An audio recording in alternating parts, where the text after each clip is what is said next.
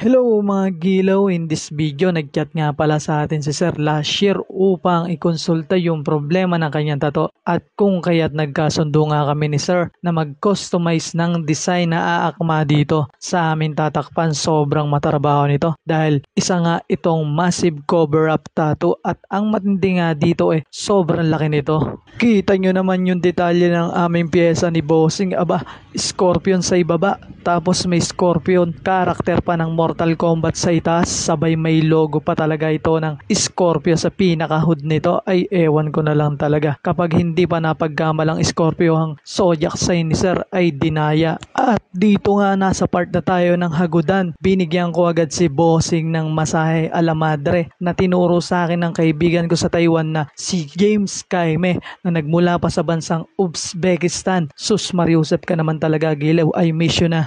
At sa punto nga na ito, ating nahuligam si Bossing. Eh?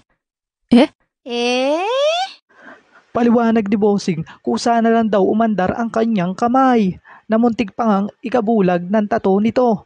Abay sus Mariusep, joke lang. Okay, seryoso time na mga gilaw, mabalik na tayo sa session namin ni Bossing.